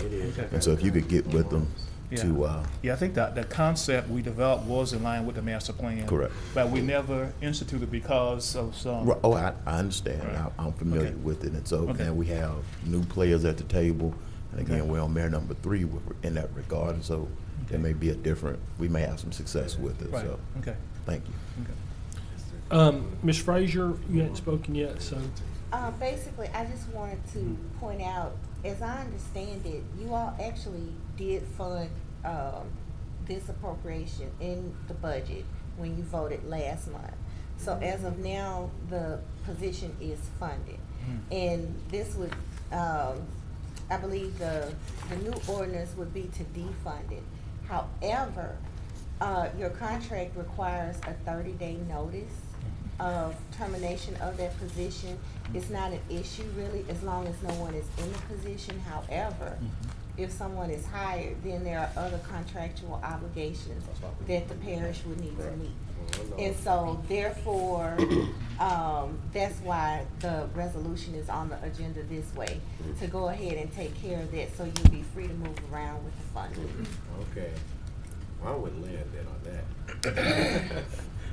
So they could turn around and hire someone, then we'd be under a contractual obligation. Potentially, yes, sir. Okay. See, then we still have to pay because we sued. Thank you, Attorney Frazier. Thank you. You're welcome. Commissioner Atkins? I just want to understand what was just said here. So if I may. Go ahead, you're on. So, legally, the way things stand today, there is a contract in place, and if they place someone in that role, then we would have to fund it. It would be a lot more difficult to not fund. Okay. I think that there's conversations that need to occur. I think everybody agrees that there's conversations that need to occur around this matter, and as the Economic Development Chair, I'd be happy to call a meeting to discuss all this. But I can't make an alternative motion now, but I'll be voting against my motion to move this committee to the committee. Pull your motion. Yeah, or I'll pull my motion. Is that allowable? Yeah. Thank you. Okay, I'll pull the motion. All right. Can we vote on that? Somebody got to pull their signature. So he's pulled his motion, there's no need to vote on that. Okay, so we're going back to the original motion, Commissioner Matthew Lynn's motion. Still some people on the board. In light of that, I don't need to speak. Commissioner Lynn? In light of Commissioner Atkins pulling his in the direction that I see Okay. this going, Okay. I don't need to speak. Commissioner Lyndon B. Johnson? Call for the question. Motion been made by Commissioner Lyndon B. Johnson, seconded by the chair to call for the question. Please vote for calling the question.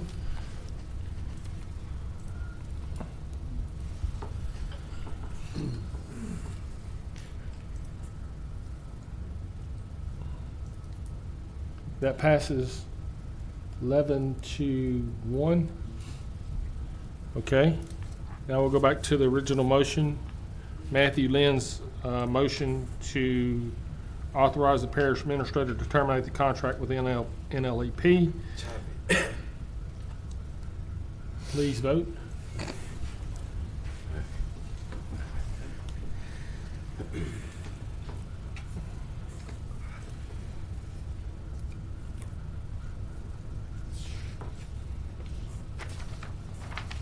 So that passes 10-2. Moving to our next item. Authorize appointment of Mr. Greg Sims to Caddo Parish Fire District Number 4 Board to fill the unexpired term of Mr. Ron Lloyd, who has resigned. Term to expire December 4th, 2020. Move to approve. It's moved by Commissioner Jim Smith, seconded by Commissioner Stephen Jackson. Please vote. Move this to tomorrow. Do we have a resume?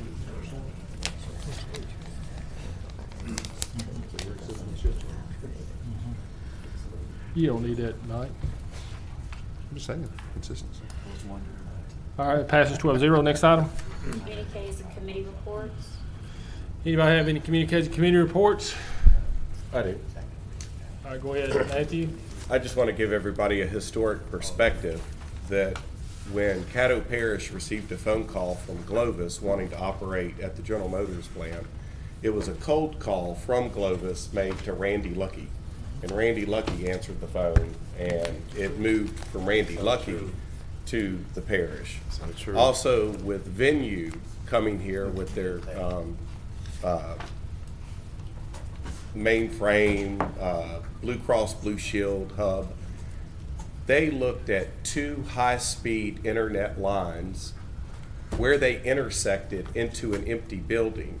And so we, just like when we fell into luck with the Haynesville Shell, we fell into luck with accepting the SWEPCO building and the parking garage, which we did pay for which Venue is now selling. But we fell into that luck where they just said, okay, here's an empty building, big enough for what we need, and it's got 2 transmission lines of high speed. This is what we need. Let's go after it. And so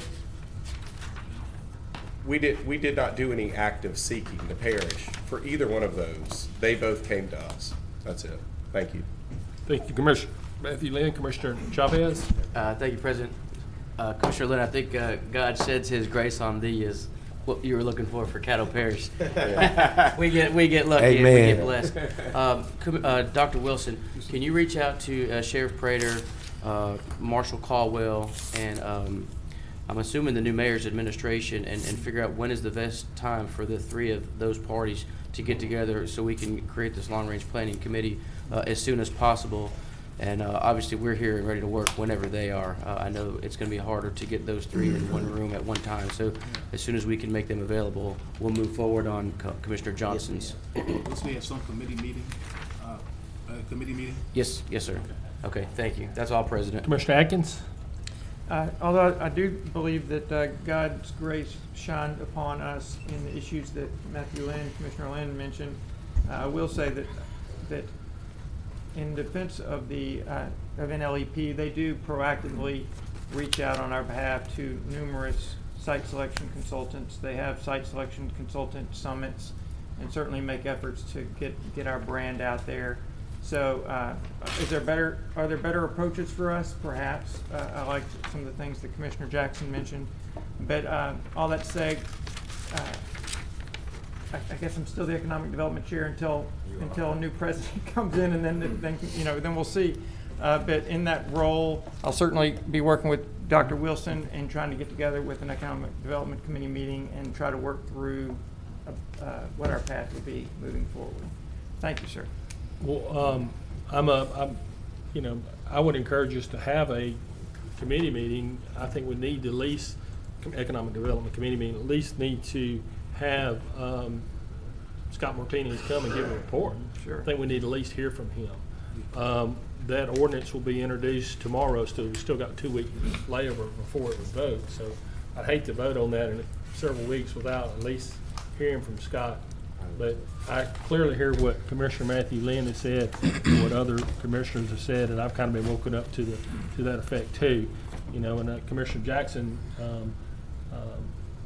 said one of the issues too. I think we're the only government entity that actually is funding an economic development person within NLEP. On this side. Bossier has theirs, but they're not within NLEP. They're Greater Bossier. Yeah, right. I think Monroe is funding, so I want to be clear on this side of the Red River, because I think Monroe or some other parishes do fund. Yeah. But I'm talking about an economic development person, coordinator, like we did with Zell. I thought we were the only one that did that. Yeah, Bossier's doing theirs through the chamber. So that's what I was talking about. Zell's position, we were the only one that did that.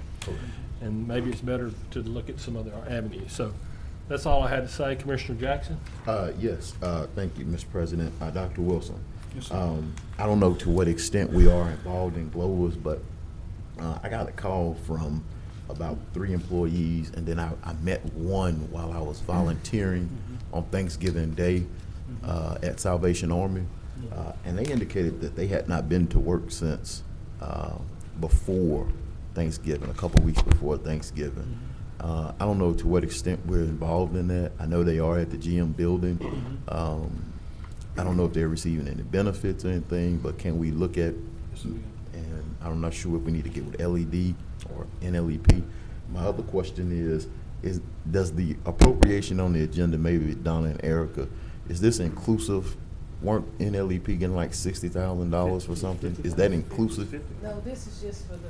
Yeah, this is for Zell's work. Just for the park. So they will continue to get Yes, because the that's 50. 50,000. Yes. Okay, and so they still will have Yeah. some obligation to us. So we're not severing ties 100%. That's correct. Okay. What's Yeah. maybe you can email me on what the definition or what the arrangements of what their partnership with that $50,000 Well, it had to would be be. the current CEA that we have with them. Okay, but they will still, so we can still reach out to them for Yes, sir, we certain should be issues? able to. Okay, so yes, if we could get with them, since Yeah. they kind of worked on that Globus project. Yes, sir. I guess they still have some contractual obligations to us. Also, Attorney Frazier, definitely not tomorrow, but maybe at our next work session, if you could provide us with a briefing, maybe an executive session or open session on the General Motors plant lease, where we are, some kind of in-depth discussion on where we are. Also, sort of that annual review that I like to have of CPRS and that lawsuit, where we are with that, and also the monument, the status update on the monument. And so if we could get those in sort of a privileged setting, I would appreciate it. Probably next work session or agenda meeting. Thank you. That's it for me. Commissioner Middleton? Thanks, sir. A couple things. First of all, on that Jimmy Davis Bridge thing, I appreciate the support we got on that. My intention is that I already spoke to other city councilmen on Shreveport, Bossier, and the police jury over in Bossier, that them do like type things, asking the legislature to go ahead and try to get the Jimmy Davis Bridge re-poured. Secondly, Commissioner Lewis Johnson, myself, and Commissioner Cawthorn, we got invited, I think everyone got the invite to a service this last Sunday at Calvary Missionary Baptist Church, Dr. Gant. And it was a fantastic program. We came out there in the pouring rain. Lewis, you did a great prayer. What it was is a 30-hour prayer vigil, and that 40 hours. Okay, that makes sense. 40 makes better, doesn't it? So anyhow, for the elected officials, ourselves there, city councilman, school board, I think that was pretty much it, and that just kind of recognized us. And it was kind of special this year because retired Judge Leon Emanuel had called me a couple weeks ago, wanted to know if we could get Louis Avalone, who heads up the Republican PEC here, to come and do the introduction of the Republicans. That's the first time they've done that in 37 years. So it was try to bring unity back to the community. Let's get all the politics behind us. Let's move forward with this community. And it was a great program, and I was privileged to be able to attend that. So everybody wasn't able to attend it for whatever reason. Also, and let me point out that January 18th, I'm sorry, Gerald, I'm going to your area now. January 18th through 20th, there'll be the boat show, RV show at the Louisiana State Fair buildings over there. And another thing, asking Tom in the back and everyone, if there's any way they can increase the gain on these microphones. Sometimes we have problems hearing each other up here, particularly from the other side. And so maybe it's because I'm going to be a little older this year, but I don't think my hearing's that bad. So if they could try to increase the gain on these microphones, be appreciative from this area. And that's it for now, sir. Thank you. Commissioner Lewis Johnson. Thank you, Mr. President.